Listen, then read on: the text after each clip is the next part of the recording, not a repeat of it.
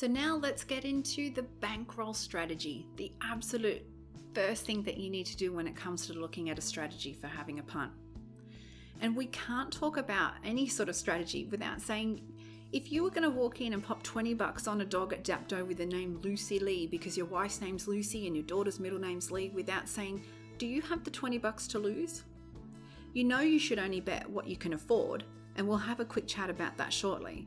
And we believe that the statement should say you can only bet what you can afford to lose. And this takes us to that topic of bankroll management. And most importantly, how your bankroll can seriously help you with profitable punting. And part of that bankroll management is that bankroll strategy. And what I mean by this is, say for example on a Thursday, when you get paid, you set aside your mortgage or your rent, your bills, your groceries, insurance, etc. And you may also have that entertainment amount. And say that's $50, and you decide this week that you're spending it on having a punt. You also decide that you're having a punt on Saturday on the horses and Monday night on the dogs. Okay, so how much will you be divvying it as? $40 and 10, 30 and 20? For discussion's sake, let's say it's 30 for the GGs and 20 for the dish lickers. So now we get into that bankroll strategy.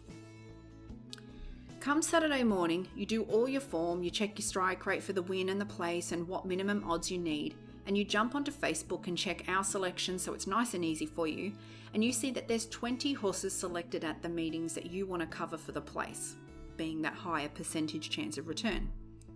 Now this is where you grab your trusty calculator and divide your $30 by the 20 selections. This gives you $1.50 per selection. So now you know that you'll pop $1.50 on each for a place and done. Nice and easy. On the Monday night, you do the same thing. You do your form analysis, or you jump on and grab our selections, or even use both.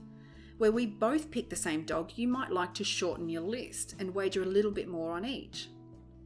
At the end of the 2 days, you may have a tidy profit, or you may have lost a little, and you're in the black, and then you can either play next week, courtesy of the bookies, or add it to your spend next week to have a bigger bankroll. The important part here is to wager within your budget, and also to wager in a manner that removes some of the urge to tilt, and which guarantees that you'll make some unprofitable punting choices. You need to avoid the tilt at all costs. So what happens next? So say with your $50 you invested and you return $56.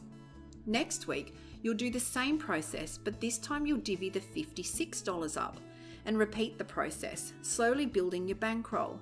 And it may take a little bit at the start to build, but as you go along, it'll start to gather momentum, all the while staying within an amount that you can afford to lose.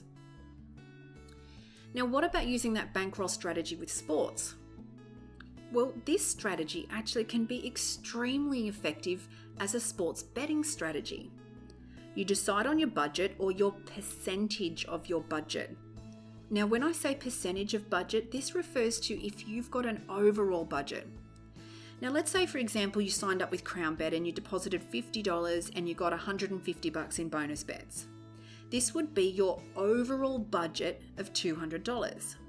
Not what you'd be divvying up for 1 day of betting, because that 1 day may very well be a shocker, and it happens to the best of us.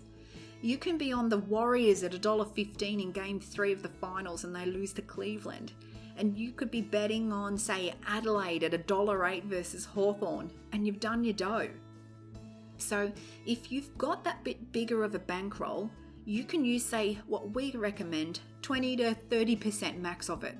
So let's say just for this example here, you're going to go with the 30%.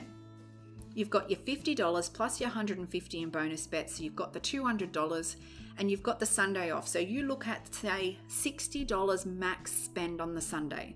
You like the NRL, the AFL and the tennis.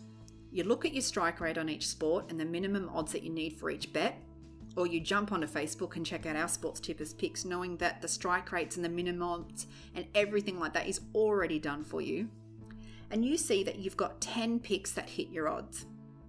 So divide the 10 by your $60 spend, and there's your 10 $6 bets.